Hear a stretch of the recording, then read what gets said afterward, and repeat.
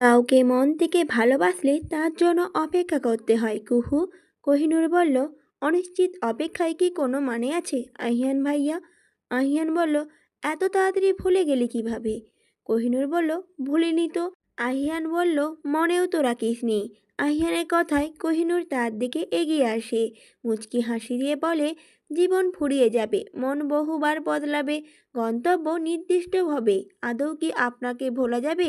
আহিয়ান বলল, বলিসনি তবে। কোহিনূর বলল, ভোলার কি উপায় আছে?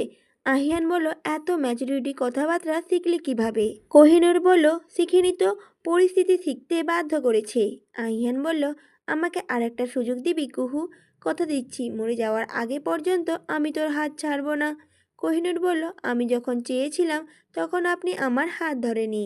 এখন এসবের কোনো প্রয়োজন নেই আহিয়ান ভাইয়া, আপনি আপনার মতো ভালো থাকুন। আইয়ান আর কোহিনূরের কথার মাঝে আনেয়া ভিতর থেকে ছুটে আসে। আনায়াকে এইভাবে আসতে দেখে চিন্তিত হয়ে জিজ্ঞাসা করে কোহিনূর, কি হয়েছে আনায়া আপু, এমন করছো কেন? আনায়া বলল, তুই তাড়াতাড়ি ভিতরে চল কোহিন, চাচ্চুর হঠাৎ করেই খুব শরীর খারাপ হচ্ছে, আমার মনে হচ্ছে সিরিয়াস কিছু, তুই তাড়াতাড়ি আয়। বাবার শরীর খারাপ করছে শুনে কোহিনূরের হাত পা ঠান্ডা হয়ে গেছে। মা কোথায় আছে, কি করছে কিছুই জানে না। এই পৃথিবীতে আপন বলতে কোহিনূরের বাবাই আছে, তার কিছু হলে কি নিয়ে বাঁচবে সে?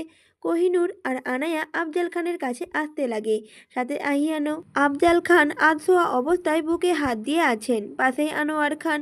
কোহিনূর গিয়ে বাবার পাশে বসে। কোহিনূর বলল, বাবা কি হয়েছে তোমার, কোথায় কষ্ট হয়েছে আমাকে বলো। আফজাল খান বলল, আমি ঠিক আছি মা। কোহিনূর বলল, তুমি ঠিক নেই আব্বু, তোমাকে আমি এক্ষুনি হাসপাতালে নিয়ে যাব। হাসপাতালে নিতে হবে না মা, আমার কথা শোনো, তুমি আহিয়ানের সাথে বিয়েতে রাজি হয়ে যাও। তুমি খুশি আছো দেখলে আমি মরেও শান্তি পাবো। কোহিনূর বলল, এসব কি বলছো আব্বু, তোমার কিছুই হবে না, আমি আছি তো। আহিয়ান আফজাল খানকে চোখ দিয়ে ইশারা করলো। আফজাল খানও আহিয়ানের আশ্বাস দিলেন তার কাজটি হয়ে যাবে। আফজাল খান মেয়ের হাত ধরলেন, তাকে বুঝাচ্ছেন, কিন্তু কোহিনূরের বোঝার কোনো নামই নেই। সে যেন পণ করেছে কোনোভাবে আহিয়ানের সাথে বিয়ে করবে না। আনায়া ও বাকিরা সবাই মিলে কোহিনূরকে বারবার বোঝাচ্ছে, রাজি করানোর জন্য। কোহিনূর যেন দিশেহারা হয়ে গেছে, কি করবে কি বলবে কিছুই বুঝে উঠতে পারছে না। অবশেষে টানা 30 মিনিট সবাই মিলে বোঝানোর পর কোহিনূর বিয়েতে রাজি হয়ে যায়। কোহিনূর ভেবেচিন্তে এই সিদ্ধান্ত নিয়েছে, আইহানকে সে তো এত তাড়াতাড়ি ক্ষমা করবে না। আইহানের প্রতি অভিমান এক ফোঁটাও কমেনি। এদিকে আইহানের খুশি দেখে মনে হচ্ছে যেন আকাশের চাঁদ হাতে পেয়েছে। বিয়ে তো আগেই হয়েছিল, এখন শুধু রেজিস্ট্রিটা হবে। আহিয়ান আর কোহিনূর পাশাপাশি বসে আছে। আহিয়ান একটু পর পর কোহিনূরের দিকে তাকাচ্ছে।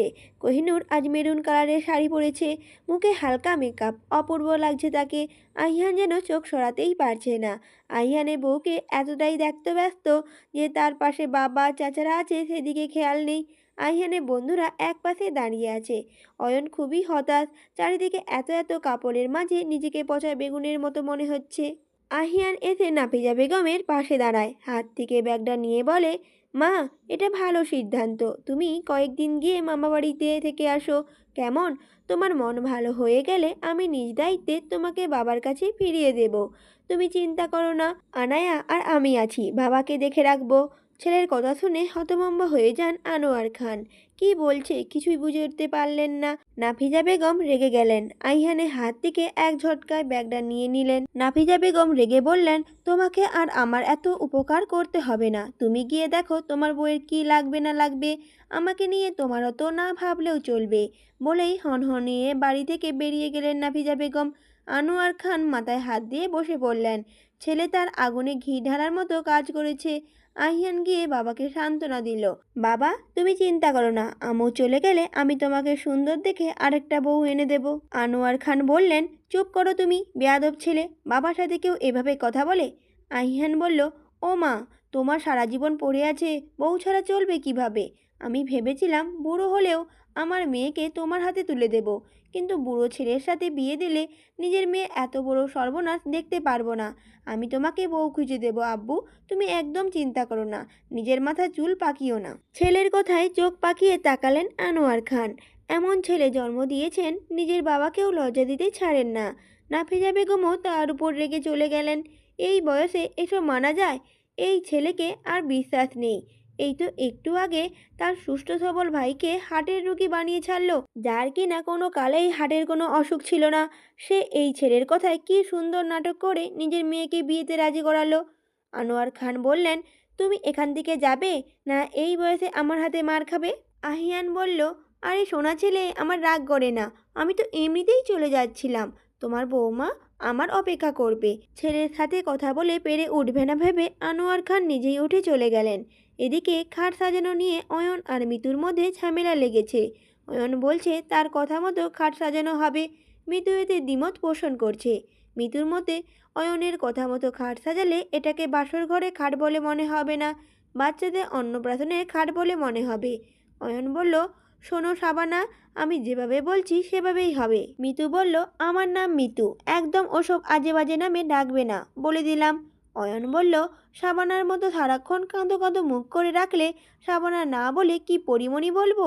মিতু বলল, আপনার আমাকে কোনো নামে ডাকতেই হবে না, কান খুলে শুনে রাখুন, আমার নাম মিতু, এই নামে না ডাকতে পারলে অন্য নামে ডাকার দরকার নেই। অয়ন বলল, কান খুলতে পারবো না, পরে যদি লাগাতে না পারি। শুনেছি আমি তোমার নাম ভূতু। মিতু বলল, বললাম তো মিতু। মিতু রেগে গেছে, তার এত সুন্দর নামে সাধ্য করে দিচ্ছে এই ছেলে। এই দুজনকে নিয়ে নাহিদ আর রুহি পড়েছে মহা বিপদে। এমন ঝগড়া শুরু করেছে রক্তারক্তি হয়ে যাবে। একজন বুনো ওল ও আরেকজন বাঘা তেঁতুল, কারোর থেকে কেউ কম যায় না। রুহি এবার খুবই বিরক্ত। রুহি এবার রেগে বলেই উঠল, তোমরা কি থামবে? এখানে যে কারণে আসলাম সেটাই তো হলো না। অয়ন, তুই মিতুর থেকে 3 ফিট দূরত্ব বজায় রেখে চলবি। রুহির কথায় নাহিদও সহমত জানালো। নাহিদ বলল, হ্যাঁ রুহি ঠিকই বলেছে, পরে দেখা যাবে আহিয়ানে বাসর ঘর সাজাতে এসে তোমাদের নিয়ে হাসপাতালে দৌড়াতে হবে। তোমরা যা শুরু করেছো এখানে রক্তারক্তি কাণ্ড হয়ে যাবে বলে মনে হচ্ছে। আনায়া কোহিনূরের রুমে এত সময় ধরে বসে আছে। আজকে কোহিনূরকে যেভাবেই হোক তার ভাইয়ের রুমে নিয়ে যাবে, এই গুরু দায়িত্ব আহিয়ানি দিয়েছে আনায়াকে। এই কাজ না করতে পারলে তার চাকরি থাকবে না। যেভাবেই হোক আজ কোহিনূরকে নিয়ে যেতে হবে। কিন্তু কোহিনূর যাবেই না, পাথর হয়ে বসে আছে, কেউ আজ তাকে এই জায়গা থেকে নাড়াতেই পারবে না। আনায়া বলল, কোহিন লক্ষ্মী বোনটি আমার, আমার কথা শোন, ভাইয়ার সাথে সব ঝামেলা মিটমাট করে নে। কোহিনূর বলল, পারবো না আনায়া আপু, তোমরা আমাকে এত সময় পুতুলের মতো নাচিয়েছো, যা বলেছো তাই করেছি, এখন আর পারবো না, দয়া করে আর কিছুই করতে বলো না, তোমাকে বারবার না করতে আমার খারাপ লাগে। আনায়া বলল, আর কোনোদিনও কিছু বলবো না, এইবার মতো চলে আয়। কোহিনূর বলল, গেলে কি হবে শুনি? আনায়া বলল, কিছুই হবে না, এটা নিয়ম, নতুন বউ স্বামীর ঘরে না থাকলে এতে খারাপ হয়। কোহিনূর বলল, বিয়ে তো আর আজকে হয়নি আনায়া আপু, আর এসব অযৌক্তিক কথা তুমি আমাকে নিয়ে যাওয়ার জন্য বলছো, আমি এটা ভালোভাবেই জানি। আনায়া বলল, কোহিন এমন করছিস কেন বলতো? তুই আমার সাথে এখন ভাইয়ার রুমে না গেলে আমি আর কখনোই তোর সাথে কথা বলবো না, বলে দিলাম। কোহিনূর বলল, আমি যাব না আনায়া আপু, তুমি চলে যাও। আয়ানা বলল, আমাকে তুই নিজের বোন ভাবলে এভাবে বলতে পারতি কোহিন। কোহিনূর নিজের অজান্তেই আনায়াকে কষ্ট দিয়ে ফেলেছে, এটা ভেবে খুবই খারাপ লাগছে তার। আনায়া তার নিজের বোনের থেকেও কম কিছু নয়। কোহিনূর বলল, ঠিক আছে আনায়া আপু, আমি যাচ্ছি, তুমি কষ্ট পেও না। কোহিনূর যেতে রাজি হয়েছে, এতে আনায়া মহা খুশি। আনায়া কোহিনূরকে একটা সাদা জামদানি শাড়ি পরিয়েছে। শাড়িটা আহিয়ানি আনায়াকে দিয়েছিল কোহিনূরকে পরানোর জন্য। বারবার এভাবে সাজগোজ করতে কোহিনূরের খুব বিরক্ত লাগছে, কিন্তু আনায়াকে কিছু বলাও যাবে না, বললেই সে এক বুক কষ্ট নিয়ে কান্না করে দেবে। কোহিনূরকে নিয়ে আনায়া আহিয়ানের রুমে আসে। আহিয়ানের বন্ধুরা আর মিতুরা সেখানেই ছিল। আহিয়ান অনেকক্ষণ হলো দরজার সামনে দাঁড়িয়ে আছে, এদের যাওয়ার কোনো নামই নেই। আহিয়ান মনে মনে বলল, না আর এভাবে দাঁড়িয়ে থাকলে চলবে না, এদেরকে না তাড়ালে সারা রাত এখানেই দাঁড়িয়ে কাটাতে হবে। তোমরা কি আজ এই রুমেই থাকবে বলে ঠিক করেছো? আহিয়ানের কথায় অয়ন আর রুহি হেসে উত্তর দিল, হ্যাঁ, থাকলে মন্দ হয় না, আমরাও তো এটাই ভেবেছিলাম, তবে সাহস করে বলতে পারছিলাম না। তুই যখন বলে দিয়েছিস আমরা আজকে এখানেই থাকবো। অয়ন একথা বলে উঠল। রুহি বলল, আজকে জম্বাবাজি আসলেও আমাদের এখান থেকে তাড়াতেই পারবে না, এদেরকে ভালোভাবে বুঝিয়ে লাভ নেই। আহিয়ান নাহিদকে চোখ দিয়ে ইশারা করলো। নাহিদ বুঝতে পারে আহিয়ান কি বলতে যাচ্ছে। নাহিদ অনেক কষ্ট করে সব কয়টাকে রুম থেকে বের করেছে। কোহিনূর ফুল দিয়ে সাজানো বিছানার মধ্যে বসে আছে। আহিয়ান একটু একটু করে এগিয়ে কোহিনূরের কাছে যায়। তখনই চোখ যায় জানালায় লাগানো বড় পর্দার কাছে। দুটো পা দেখা যাচ্ছে। এই পা দুটো যে অয়নের, এতে কোনো সন্দেহ নেই আহিয়ানের। আহিয়ান ভ্রুকুচকে তাকিয়ে থাকে সেদিকে। অয়ন ধরা পড়ে গেছে বুঝতে পেরে নিজে থেকেই বেরিয়ে আসে।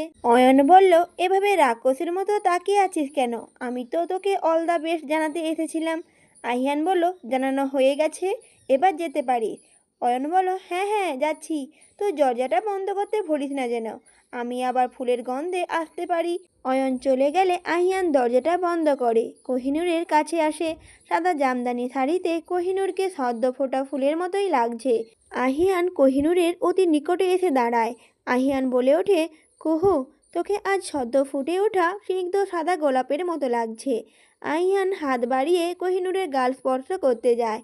কোহিনূর এক ঝটকায় আহিয়ানের হাত সরিয়ে দেয়।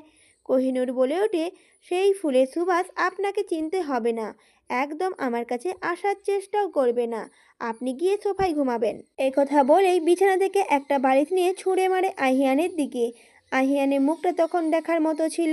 এত কাঠখড় পুড়িয়ে বিয়ে করলো, এখন কিনা বউ রেখে সোফায় ঘুমাতে হবে, এটা কি মানা যায়? আহিয়ান বলল, এমন করিস না বউ, আল্লাহ তোকে পাপ দিবেন। কোহিনূর বলল, এতে যদি আল্লাহ পাপ দেন তাই সই, তবুও আপনার সাথে এক বিছানায় ঘুমানো না। আপনি সোফায় ঘুমাবেন, না হলে আমি এক্ষুনি এই রুম থেকে বেরিয়ে যাব। আহিয়ান বলল, ঠিক আছে ঠিক আছে, তোকে যেতে হবে না, আমি সোফাতেই ঘুমাচ্ছি। আহিয়ান গিয়ে সোফায় শুয়ে পড়ল। এত বড় শরীর নিয়ে এই ছোট্ট সোফায় ঘুমাতে খুবই অস্বস্তি হচ্ছে, কিন্তু কিছু করার নেই। একটু পরপর এমনভাবে দীর্ঘশ্বাস ফেলছে, কিছু সময় পরপর চিল্লিয়ে চিল্লিয়ে একটা কথা বলে নিজেকে মনে দুঃখ প্রকাশ করছে। ভেবেছিলাম বিয়ে করে দিনরাত শুধু বউকে চুমু খাবো, নাতিপুতির মুখ দেখে শেষ নিঃশ্বাস ত্যাগ করবো, তা আর হলো না। যে অবস্থা, বাচ্চা কাচ্চার মুখ দেখতে পারবো কিনা সন্দেহ। আহিয়ানের বকবকানিতে কোহিনূরের কানে পর্দা ফেটে যাওয়ার উপক্রম। এত জোরে মানুষ কথা বলে, বিছানায় ঘুমাতে দেয়নি বলে কি প্রতিশোধ নিচ্ছে? কোহিনূর বিছানা থেকে উঠে ছাদে যাওয়ার উদ্দেশ্যে পা বাড়ায়।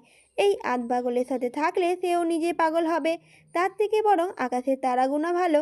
দরজা খুললেই চোখ দুটো গোল গোল হয়ে যায় কোহিনূরের। এক এক করে ঠিক 5 জন তার পায়ের সামনে এসে পড়ে। কারো পড়ে যাওয়ার শব্দ শুনে আহিয়ানও উঠে আসে। আহিয়ান আর কোহিনূর হাঁ করে একে অপরের দিকে একবার তাকাচ্ছে, তো আরেকবার বাকি 5 জনের দিকে তাকাচ্ছে। নাহিদ বেচারা পড়েছে লজ্জায়, পাগলদের সাথে থেকে নিজেও পাগল বনে গিয়েছে।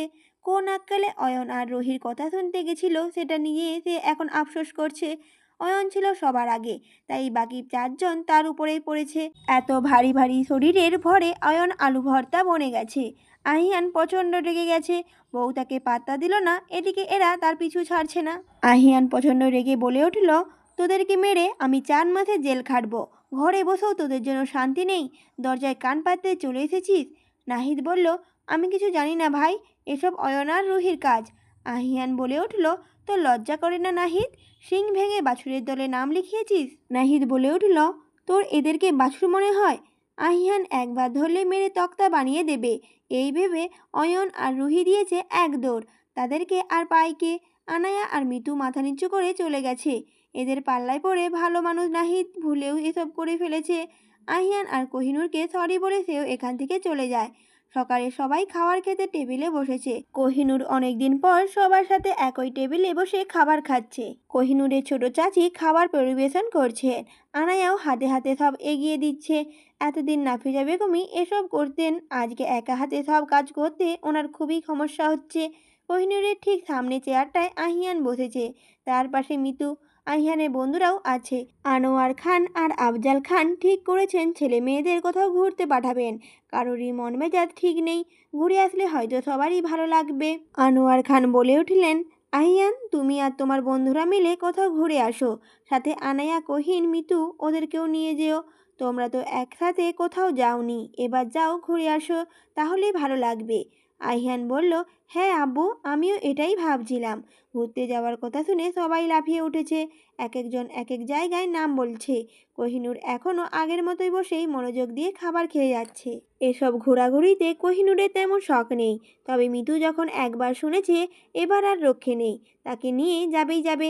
সবাই কথা বলে ঠিক করেছে সামনের সপ্তাহে সিলেটে ঘুরতে যাবে। নাফিজা বেগম বাড়িতে নেই, আজকে 7 দিন হলো। আনোয়ার খান এই কদিনে অনেকবার নাফিজা বেগমকে ফোন করেছেন, কিন্তু কথা বলেননি নাফিজা বেগম। এই নিয়ে তিনি আছেন চিন্তায়। এই বয়সে বউ ছেড়ে গেলে এটা মানুষ জানলে কি বলবে। ছেলেটাও হয়েছে তেমন, একবার গিয়ে নিয়ে আসতে পারল না।